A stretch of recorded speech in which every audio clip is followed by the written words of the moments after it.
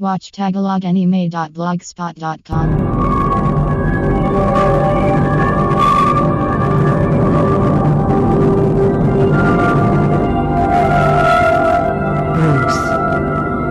Anong pakiramdam mo ngayong akong kukuha ng kayamanan mo at walang matitira sa anak mo ni isang usin?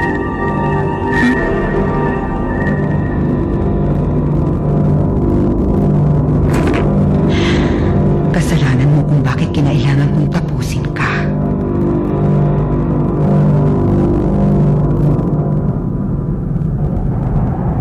Millennium Dogmart 2?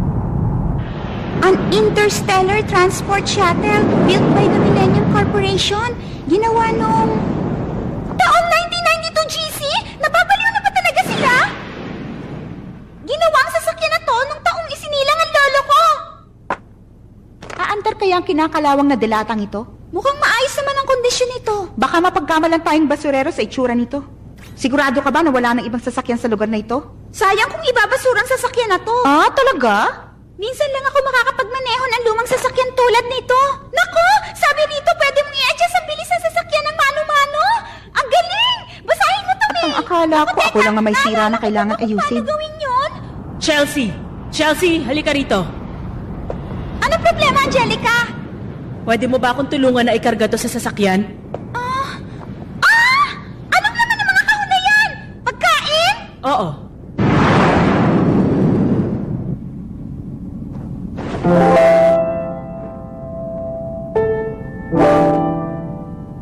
Alam nyo, hindi ko maiwasang maawa kay Franca.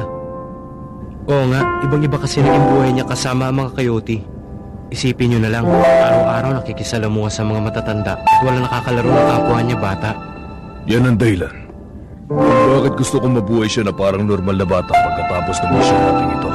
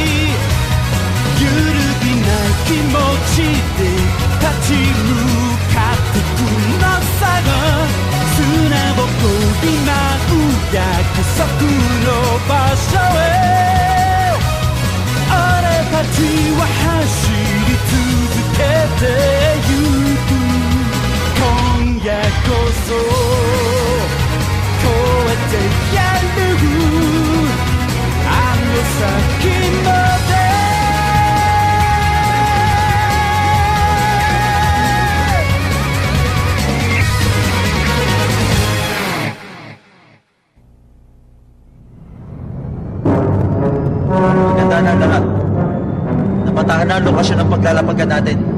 Maghintay lang sa senyales. Maayos na po gumagana ang lahat ng systems. Handa ng lahat kung gano'n. Bumaba na tayo.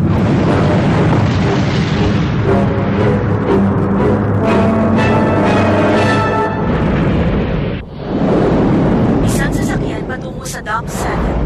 Maaari na kayong pumasok. May dala akong utos para kay Admiral Malcolm mula kay Fleet Admiral Mill. Tatanggapin namin. Tao mismo nagdala rito.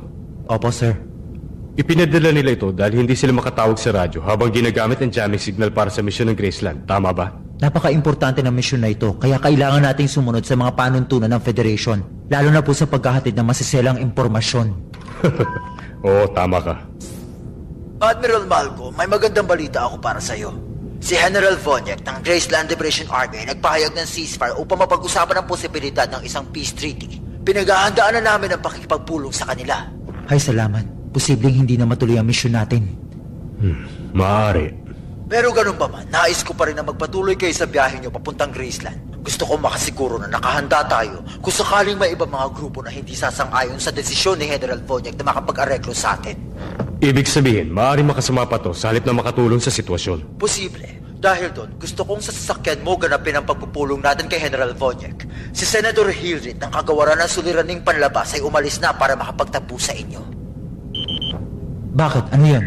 Sir, nakatanggap po tayo ng ulat mula sa patrol fleet ng Graceland na may isang guild battleship ang bumababa ngayon sa planeta. Isang guild battleship? Sige, salamat. Ano po ang gagawin natin tungkol doon? Bakit ngayon pa dumating ang guild? Magbebenta ba sila ng armas? O pinapunta sila ron ng mga alagad ni Vonyek para makigulo? Kung ganun, paraan lang ang pagpupulong para magkaroon sila ng oras na humingi ng tulong?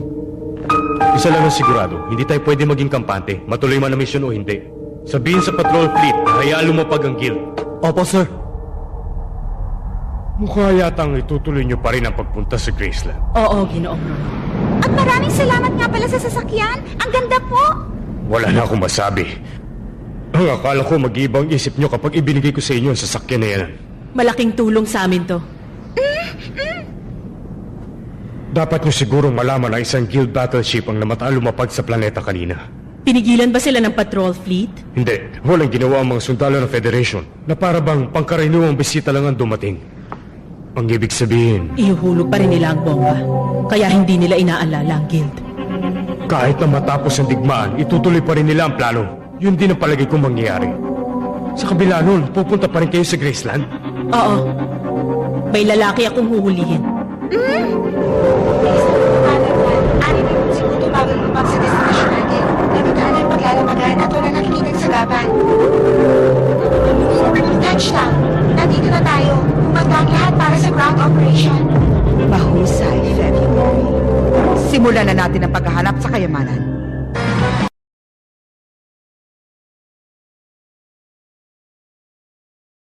Guradong nandun na sina Marciano, hinuhukay na ang kayamanan. Napapaisip tuloy ako kung dapat pa nating ituloy ito eh. Bakit kasi naunahan nila tayo dun? Maniwala kayo, hindi makikita ng mga babae nyo ng kayamanan ni Bruce. Ha? Teka, baka lang nakakalimutan mo, Lolo. Wala sa atin ang mata ni Bruce. Nakuha nila. Ano ngayon kung nasa kanilang mata ni Bruce? Siguradong wala pa rin silang mahahanap doon. Ano? Bakit bigla na lang yata nag-iba ang tono mo ngayon? Ikaw na mismo nagsabi nung panoorin natin yung nakawan. Napansin mong iba ang itsura ng planetang Graceland doon, hindi ba? Oo, nagbago naman talaga eh. Pero hindi lang kasi itsura nito ang nagbago. Kumpara sa napanood mo sa video na itinago ni Bruce, ang Graceland ngayon ay... Tuluyan ang nagbago ang buong lupain. Hindi na makakatulong ang video ni Bruce para matuntun natin ang kuwebang kinalalagyan ng Gigabanks. Ano ka ba? Nakukuha mo pa rin kumain ng ganitong oras? Hindi ka ba natutuwa sa likod ng sasakyan natin? Hindi naman. Sanay na kasi akong kumain sa biyahe. Kung sa bagay, magagamit mo rin ang tibay ng sikmura mo kung sakaling... Alam mo na, may masamang mangyari. Ano? Medyo lalagpas kasi tayo sa destinasyon natin ng ilang metro lang naman. Lalagpas tayo? Gaano kalayo? Ang totoo, hindi ko pa talaga masabi sa ngayon, Angelica. Sandali lang.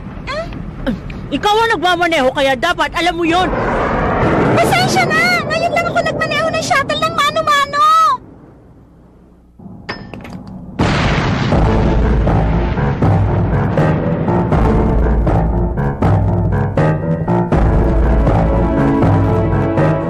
Sinisimulan na ni June ang paghahanap sa Sector B6. Habang papunta naman si January sa Sector D4. Katatapos lang nila April sa Sector A2 at hindi nila naharap doon ang Gigabanks. Tinagalugod ng grupo ni August ng Sector A1 pero wala pa rin doon ang natatapong kayamanan. Natapos na rin ang grupo ni March sa Sector C4 at hindi rin nila naharap ang Gigabanks. Ang susunod naman, Makinig muna kayong lahat sa akin. Huh?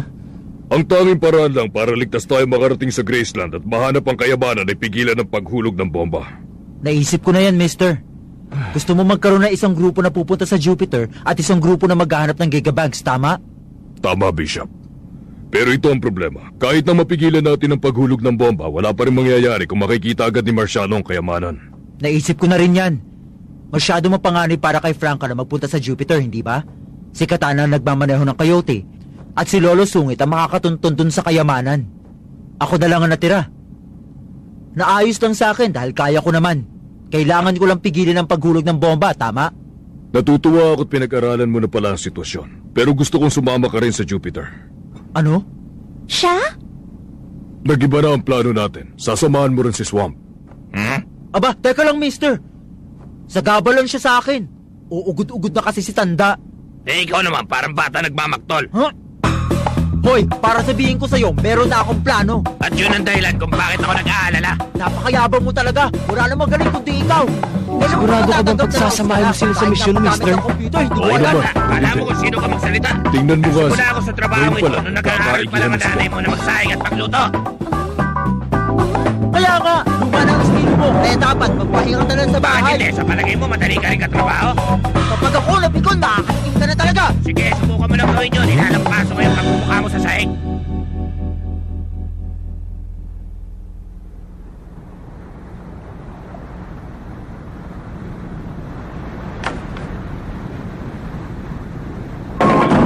Angelica, alam ko na kung nasan tayo ngayon.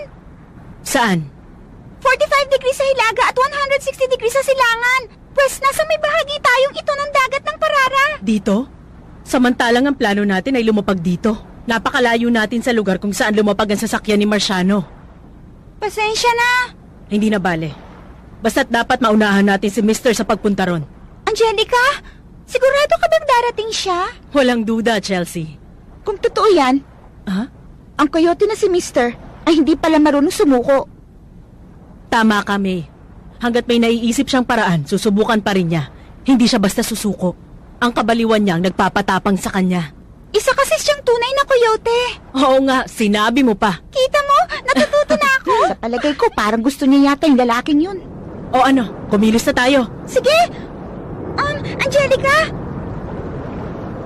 Paalis ng mga taong yun sa planeta, tama? Tama ka. Dahil kung hindi, maaaring dito matapos ang mga buhay nila.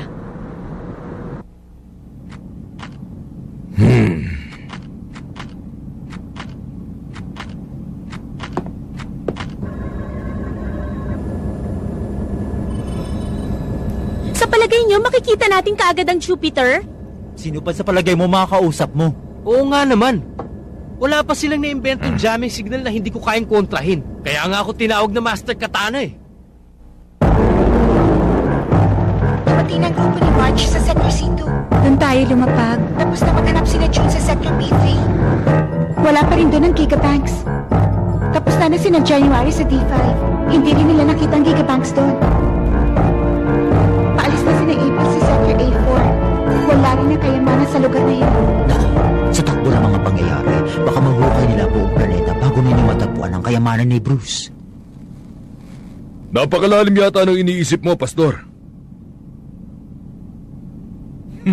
Nagkukunwari ka pang masungit at reklamador. Pero hindi mo yata ako kayang lokohin. Masaya ka nakikipag-away sa kanya. Si Bishop ba ang tinutukoy mo? Matalino siyang bata. Aminin mo na natutuwa ka sa kanya. Ikaw lang ang natutuwa sa mga tauhan mo. Aminin mo na masaya ka at sumama ka. Hindi ako sumama sa inyo para mamasyal. Ang paghahanap sa nakatagong Gigabanks. Hindi ka ba masaya sa ginagawa natin? Ako nga, hindi na mapakali sa tuwa. Mabuti naman kung ganon. Dahil para sabihin ko sa'yo, malapit na akong mapuno sa ugali mo. Umaas na parang amo ko na dapat sundin sa anumang ipagawa mo sa akin. May magagawa ka pa ba? Kailangan natin pigilan ang pagsabog ng planeta. At hindi yung madali. Kailangan niya ng kasama. Hindi niya yung kaya ng mag-isa. Oo, naiintindihan ko. Hindi ko lang maintindihan kung bakit sumama ka pa sa amin kung hindi mo rin pala gusto ang gagawin natin misyon. Sinabi ko na sa'yo no, na sumama lang ako para makita kung ikaw nga ang karapat-dapat na tagapagmana ng karangalan ng titulo ni Bruce. Makikita natin. Pero may tanong ako sa'yo. Sige, Swamp, ano yun? Tinawagan ka ni Bruce nung gabi bago maganapan na kawan. Ano sinabi ni Bruce sa'yo? Wala siyang sinabi. May tanong din ako. Sige, ano yan? Sabihin mo, Swamp. Naging masaya ba si Bruce sa huli niyang misyon? Yun lang ang gusto kong malaman.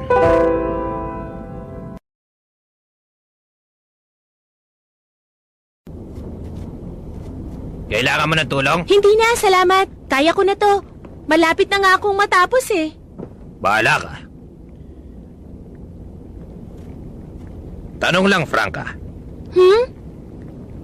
Gusto mo bang mahanap ang kayamanan? Alam nyo, hindi ako sigurado. Pero ano ba ang gusto mong gawin sa 10 bilyong space dollars? Hindi ko pinag-iisipan yan eh. Sa perang yon, pwede mo nang bilhin ng kahit na anong gusto mo. Ang totoo kasi, hindi ako interesado sa pera at kayamanan. Gusto ko lang silipin ang mundo ni Papa, ang pamilya namin. Sinasabi niyong lahat na siya ang hari ng mga pirata at napakahusay niya talaga.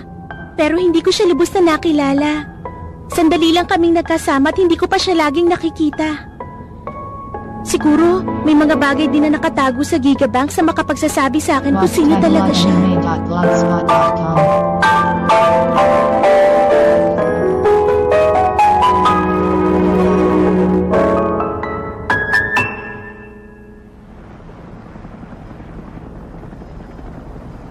Isa na namang guild helicopter ang dumaan. Sa dami nilang umaali-aligid sa lugar na to, siguradong hindi pa nila nakikita ang kayamanan. Napaka-misteryoso naman ang kayamanan na yun. Para sa kanila. Hindi ka man lang ba nagtataka kung ano yun? Malalaman din natin. Pero ano ba talagang halaga nun sa'yo? Yun ang susi sa motibo niya. Ha? Imposibleng sumabak si Mister sa ganitong gulo ng dahil lang sa pera. Siguradong may iba pa siyang dahilan. At yun ang kailangan kong malaman. Ginagawa mo ba talaga to para lang magampanan ng trabaho mo? Alam mo, matagal ko nang gustong tanungin sa'yo to. May iba ka pa bang dahilan para imbestigahan at abulin si Mister ng ganito katagal, Angelica? Kasi 4 na taon mo na siyang sinusundan-sundan, hindi ba?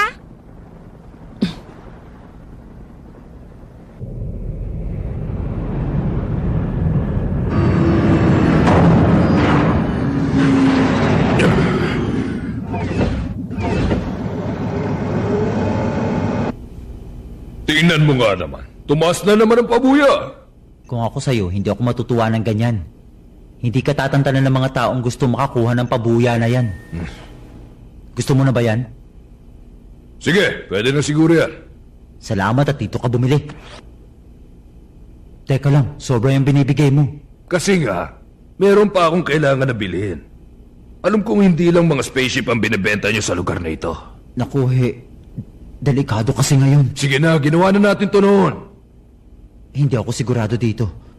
Pero nasa planetang Graceland daw ang guild. Naguhukay kung saan-saan na para naghahanap sila ng ginto. Talaga? Pero ang bulong-bulungan ng lahat ay ang tungkol sa balitang may mga matataas na opisyal ng Federation na papunta sa Graceland. Kung ganun, sino pinakamataas na opisyal doon? Ang sabi nila, si Senator Hillrit daw. Bakit? Pwede ko na itong kunin, di ba? Aba, syempre. Kapag nakuha ko ng kailangan ko. O ano? Meron na bang balita? Wala pa. Mga 1 minuto pa. Ano bang ginagawa nyo? Isang oil direction broadcast sa radyo na pupwersa sa mga repeater station na sumagot sa atin. Tinitingnan natin kung sino sa kanila ang hindi sasagot. At tulad nga ng sabi ni Mr. kanina, may isang lugar sa kalawakan na hindi sumasagot sa atin. Sigurado akong may malaking jamming net sa lokasyon na yun. Nalaman ko yun dahil sa informante ko. Ang sabi niya, namumutak din ng otoridad ang lugar na yon. Huh? Teka, seryoso ka ba dyan? Gumagamit ng jamming device ang gobyerno kapag meron silang importante misyon. Kaya hindi sila maririnig ng kalaban, pero pati mga radyo nila maaapektuhan. At kung wala silang radyo, mga tao mismo ang nagdadala ng mga utos nila. Ang ibig sabihin, ang balita tungkol sa mga opisyal ng gobyerno na papunta sa Graceland ngayon ay maaaring... Isang napakahalagang misyon. Maaari nga. Tama! Nakuha niyo na nga sinasabi ko. Kaya pilitin man namin ni Katana na pasukin ang Military Information Network. Wala talaga kami makukuha ang impormasyon dahil pinapadala lahat ito sa mga mensahero ng gobyerno. Ang galing ah! Mabuti naman at mahusay na rin kayong mag-isip ngayon. At anong ibig mo sabihin?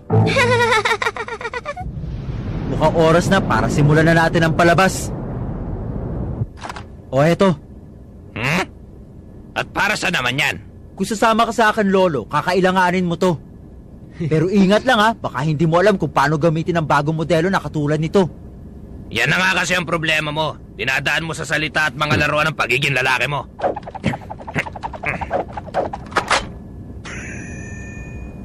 Wow, ang galing! Hanggang ngayon pala, mahusay ka pa rin, Swamp! Gagawin ko na ang gusto mo. Pero ngayon lang ito. Walang problema sa akin. At hayaan mo, Swamp. Makikinig ako sa sermon mo pagbalik yung dalawa rito. Aasaan ko yan, mister. Tandaan nyo lang na umaasa kami lahat sa inyong dalawa kaya kailangan pagbutihin nyo. Tama, bawal ang kalokohan, ha? Siyempre naman, kaya namin to. Alalahanin nyo lang na paubos na ang oras natin. Simulan na natin ang palabas na ito.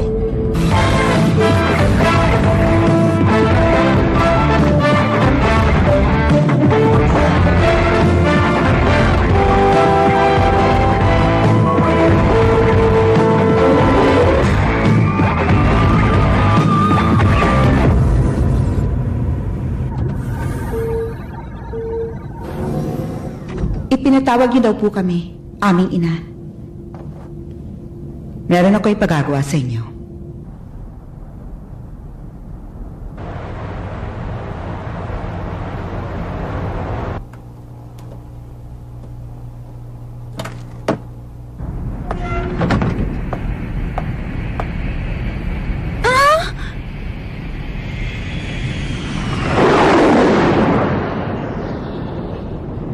Ayun na sila, ang 12 Sisters.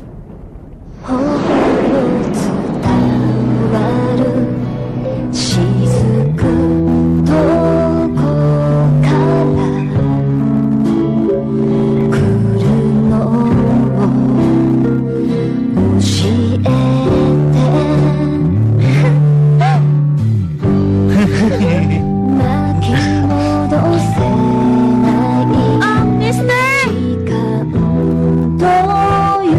Baba ka muna dyan, mister! Kain ka muna!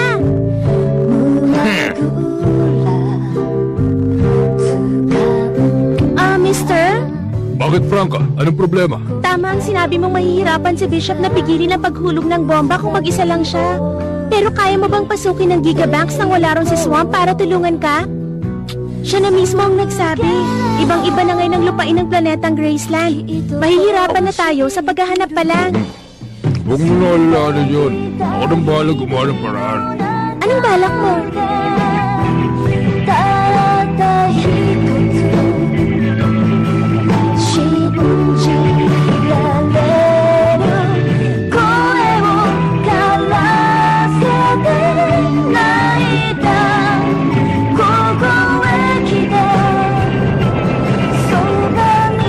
Handa na tayong umalis. Sige, nakaalalay lang ako sa'yo rito. Maayos ka ha, Lolo Sungit. Gusto mo rin ba makarinig na sermon, Bishop? Mister, pinabibigay ito ni Swamp. Ano ba yan, Compass? Oo. Kung ganun, bakit kinailangang utusan pa niya akong ibigay yan sa'yo? Ano yan? Binigyan ka ng regalo ni Swamp? Oo. Ito ang mapa natin papunta sa lokasyon ng Gigabanks. Nakaalis na sila!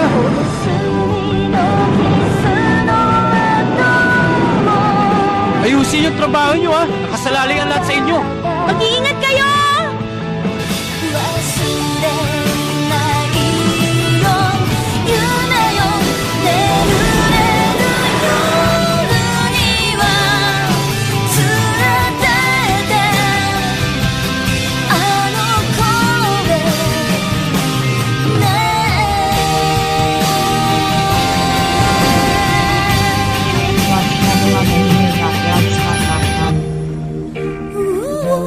Watch